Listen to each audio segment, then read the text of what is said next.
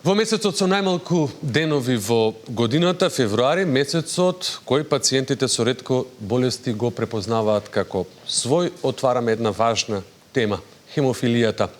Како се живее со оваа ретка болест, колку е достапна терапијата и дали системот обезбедува сигурност за овие пациенти. Во студиото е доктор Антонио Гавриловски, специјалист ортопед и подпредседател на Мускулоскелетниот комитет на Светската федерација за хемофилија, со кого ќе зборуваме за медицинските, но и системските предизвици со кои се соочуваат пациентите во Македонија. Доктор Гавриловски, добро утро и добри не дојдовте во утринската на Сите да сака Македонија. Добро утро, добро ве најдов. Зборуваме за една важна тема која што практично, иако ќе речеме се одбележува во месец февруари, таа е за пациентите важни во текот на целата година, но пред се, кога зборуваме за хемофилијата, за каков тип на заболување станува збор и што точно се случува со организмот за оние пациенти кои боледуваат од хемофилија? Да, токму така како што кажавте, месецот февруари е месецот на ретките болести. Ретка болест се смета тоа што се појавува кај помалку од 2000 жители во една земја според дефиницијата за Европската унија, додека според дефиницијата на Светската здравствена организација тоа е помалку од 65 на 100.000 жители. Всушност, поентата е да се добие една свесност во населението дека овие ретки болести постојат, иако ги се нотирани околу 7.000 всушност ретки болести, а тие луѓе се меѓу нас во општеството и да стана и општото население свесно за дека постојат таков тип на болести. Меѓу нив е и хемофилијата. Тоа е едно генетско заболување кое што се експресира преку нарушување на згручувањето на крвта. Всушност, тие пациенти при одредена повреда, а во потешките форми и без повреда, може спонтано да прокрварат. Тие се во зголемен ризик од крвавење при некои хируршки интервенции, при повреди и поголеми повреди, како и при, како што кажав, во секојдневни активности, кои се со потешка форма на хемофилија, каде што им се јавуваат и спонтани крвавења, најчесто во зглобовите и мускулите, меѓутоа може да се јават било каде по човековото тело. Станува збор за внатрешни крварења, а кога ќе повредите за надворешни крварења, велиме дека практично не може да се сопре течењето на крвта од раната. Организмот многу бавно го сопира тоа крварење. Се обидува да го сопре, меѓутоа многу бавно може да го сопре, а некогаш и не може да го сопре, ако е тоа преголемо крварење. Ова се првите симптоми кои што да речеме може да ги забележат родителите. Практично, дали симптомите најчесто се појавуваат уште во детска возраст или пак може и подоцна? Да, точно. Значи, во најтешката форма тие се појавуваат веднаш и после самото раѓање. Како што кажав, тоа е генетска болест и практички се експресира уште со самото раѓање на детето. Заборавив да кажам дека всушност тоа е заболување со кое што страдаат машката популација. Тој се пренесува преку X хромозомот од мајката, од жената, меѓутоа се експресира кај момчињата, кај машкиот дел од популацијата и иако е многу ретка состојбата, може и жена да заболи од хемофилија, тоа е исклучително ретка состојба. Најчесто родителите забележуваат дека се појавуваат многу модринки кај децата, бидејќи при најобични активности кои што треба да ги направат кај бебињата, па од кога ќе проодат, тоа се повеќе изразено, и дека заради тоа се јавуваат на лекар, каде што најчесто се добива таа дијагноза. А многумина од нив кои што пак се со поблага форма, тоа го дознаваат сосема случајно кога ќе одат на пример на стоматолог, кога ќе почнат да им паѓаат запчињата на децата, кога се јавуваат продолжени крвавења што се невообичаени за таква состојба. Ајде малку околу контролата и третманот. Како денеска се третира хемофилијата? Може ли состојбата да се држи под контрола и пациентите да имаат релативно нормален живот? Па, интересно е што живееме во еден период на револуција во третманот на хемофилијата на светско ниво, а тоа е дека постои една огромна плејада на лекарства од најразличен тип кои што овозможуваат апсолутна контрола на состојбата и практички да им се овозможи на овие лица еден нормален живот и да бидат вклучени, да речем, во општеството како нормални личности без никакво заболување. Постојат од генетска терапија, каде што значи ова е генетска болест, постои генетска терапија за лекување на болеста, до различни субституциони методи каде што се надоместува тоа што недостасува во организмот со една широка лепеза на продукти.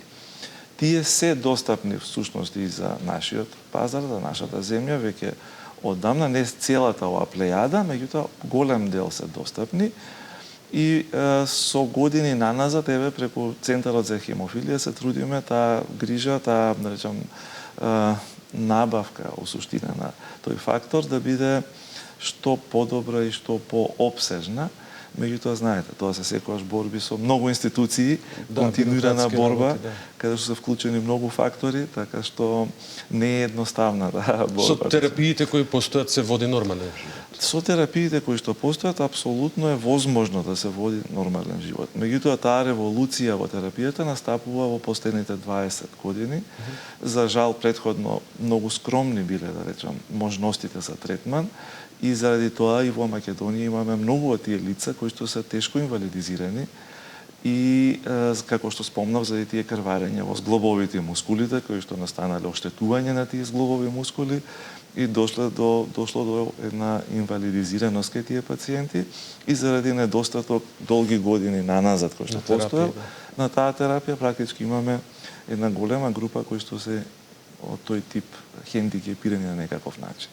Во земјава, според регистарот, има 320 пациенти кои што се со хемофилија, тип А и тип Б. Значи, различна форма. Различна форма, а 4 со инхибитори. Што значи кога пациент ќе развие инхибитори? Зошто ова се смета за најсериозна компликација? Тоа е најтешката компликација која што може да се јави кај лицата со хемофилија. Всушност, тие лица немаат фактор за згручување на крвта и им се додава од надвор фактор за згручување на крвта. Кај овие лица со инхибитори дури се создава еден одговор од организмот, напад и против тој фактор што се додава. И затоа мора со сосема други, да речам, средства да се овозможи да се сопре тоа крварење или пак да се превенира воопшто да не се јави такво крварење, спонтано крварење, или пак при хируршки интервенции кога е нешто потребно, има специјален менеджмент како тоа да се контролира. Меѓутоа, тоа е една, се смета за најтешка компликација од третманот на овие лица.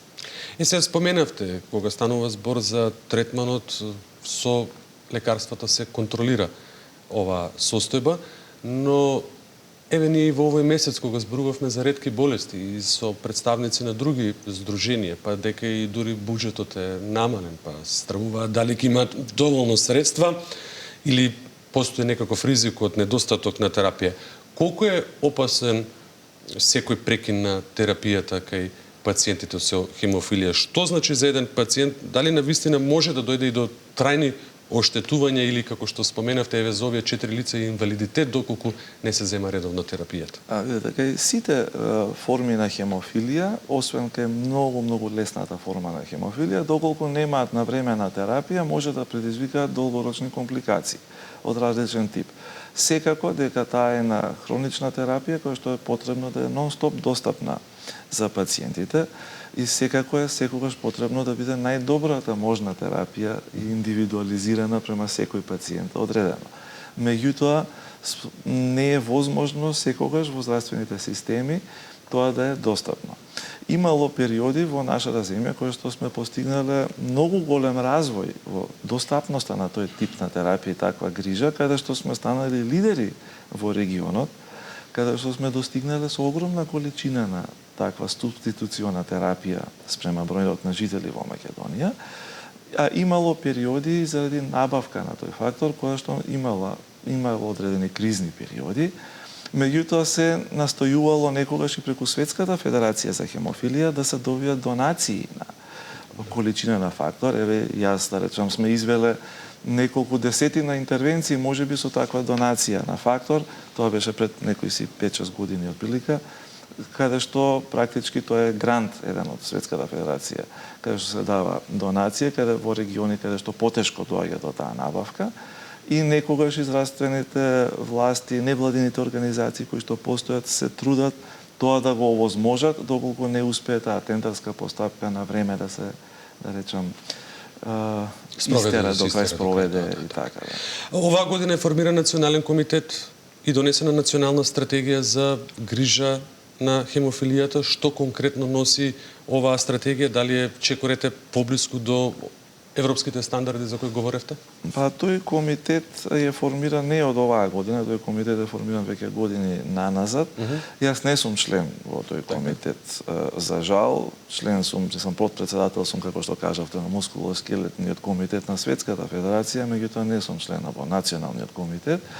Меѓутоа во соработка, мислам, во консултации со Центарот за хемофилија и координаторот што е од Центарот за хемофилија на овој комитет, апсолутно се спроведени сите точки кои што се потребни за координација со европската легислатива. Всушност и нашиот центар е сертифициран од Европскиот конзорциум веќе 3 пати поред, дека овозможува, да речам, мултидисциплинарен пристап во третманот на овие лица, со се што е достапно практички, што може да биде достапно на европскиот пазар, условно да кажам.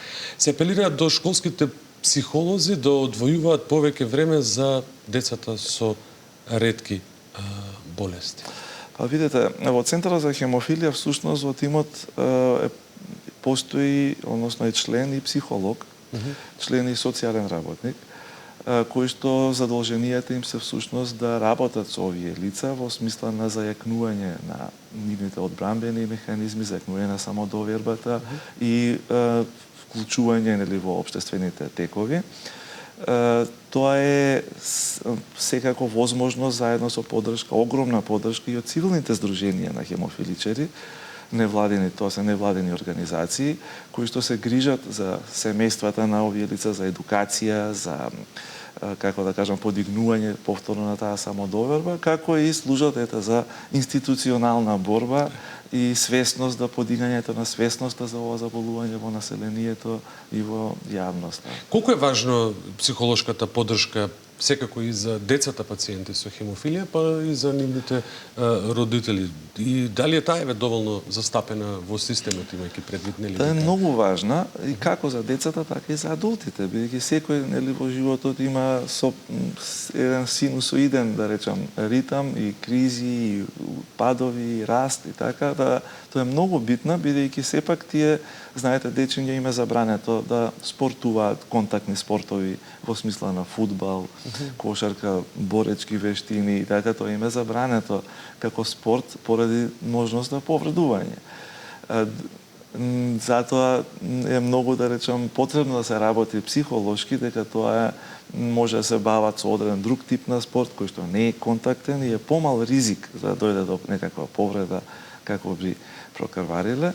А за адултните пак во смисла на тоа дека, нели, да наоѓање на партнер, љубовен партнер, брачен партнер, семен партнер, во смисла на впуштање во работни активности и самостоен живот, да не се врзани со своето семејство, фамилијата постојано, да се впуштат во самостоен живот, така да е потребно апсолутно и кај адултните таа психолошка поддршка. Тоа функционира преку центарот, бидејќи, пак ќе кажам, има во тимот и психолог. И секогаш кога било побарано, да речам, помош, мислам дека им е советувана. Споменавте издружение на хемофиличари и колку нивна тебе улога е важна во застапувањето и на пациентските права? Тоа е нивната, да, постојат 3 цивилни издруженија во нашата земја за овие лица и нивната улога е огромна во делувањето во системот, бидејќи преку нив практички се добива дополнување на подигање за свеста за ова заболување, како и борбата со здравствените власти. И они се тие кои што континуирано притискаат да се подобри грижата, да дојде до промена во регулативата, промена во правилниците, така што апсолутно е голема улогата. И јас многу ги поддржувам, да речам, на секој нивните активности, сум континуиран поддржувач, така што тоа е, да речам, еден природен тек на релација, фидбек кој што го имаат професионалците со со тоа цивилно здружение. Сега, кога сме кај професионалците, каква е соработката со здравствените власти? Дали Македонија им дава еднаква шанса на лицата со хемофилија во споредба со земјите од регионот? Па како што спомнав, во до пред, можам да кажам, 10 години сигурно, бевме лидери во регионот, всушност во грижата за овие пациенти. Впрочем, јас пред 2,5 години бев поканет од директорот во клиничкиот центар во Нови Сад во Република Србија да изведа таму по прв пат во Република Србија ортопедска интервенција за најтешка форма на хемофилија кај пациент со инхибитори. Така што нивото на здравствената грижа која што е можна е апсолутно кренато на многу високо ниво во последните 15 години, можам да кажам, во нашата земја. Меѓутоа, повторно ќе кажам, постојат некои падови кои што се случуваат заради X причини, нели, од светска криза до криза во нашата земја, кои што се настојува да се надоместат што побрзо може со некакви, да речам, други методи, други логистички методи. Вие сте ортопед за лицата со хемофилија. Да. Споменавте, сте били во Нови Сад. Какви се најчестите мускуло-скелетни компликации и како се спречуваат овие за кои споменавте трајни оштетувања на зглобовите? Па всушност поентата е тие крварења да се доведат до минимум, бидејќи во најтешката форма и во средната форма на хемофилијата контролата на крварењата во зглобовите и мускулите е најважното нешто. И доколку тоа се појави, тоа е еден црвен аларм кој што треба да се види зошто се појавило и да се превенира оштетувањето на тоа крварење што може да го направи. Мојата цел е всушност тоа, проценка на мускулоскелетниот статус и давање совет што да се направи во моментот да се сопре крварењето и да се намалат несаканите ефекти од тоа крварење. А понатаму со физијатриската помош како тоа би се спречило понатамошни крварења да не настанат во иднината зборам. Кај тешко инвалидизираните лица, јас до сега имам изведено многу интервенции овде во Македонија како би се мобилизирале и можат нормално да ги извршуваат секојдневните активности. Тоа во главном се замени со вештачки зглобови на колената, колковите. Меѓутоа доаѓаат во предвид и други хируршки интервенции како би им се зголемил обемот на движење и олеснил, да речем, секојдневниот живот. И за крај, докторе, порака една до јавноста, што би сакале јавноста да знае за хемофилијата, нешто што најчесто се подценува или пак можеби ќе речеме и не се разбира доволно, имајќи предвид дека станува збор за ретко заболување? Па мојата порака до јавноста би било дека тоа се луѓе како и сите нас, кои што имаат една состојба која што се детектира кога ќе направите анализа на крв. А видливо, вака да речам нешто, апсолутно не. И заради тоа треба едноставно да бидат вклучени и прифатени од целото општество, како и сите нас, дека апсолутно не е нешто од кое што треба да се плашат дека може да го добијат, да се заразат или нешто така, и дека не би требало воопшто тоа да предизвикува пречка за, да речам, некаква дискриминација од било каков тип кај овие луѓе. Докторе, ви благодарам за разговорот и се надевам дека во овие 15 на минути на некој начин ја потикнавме јавноста за свесноста за ова заболување.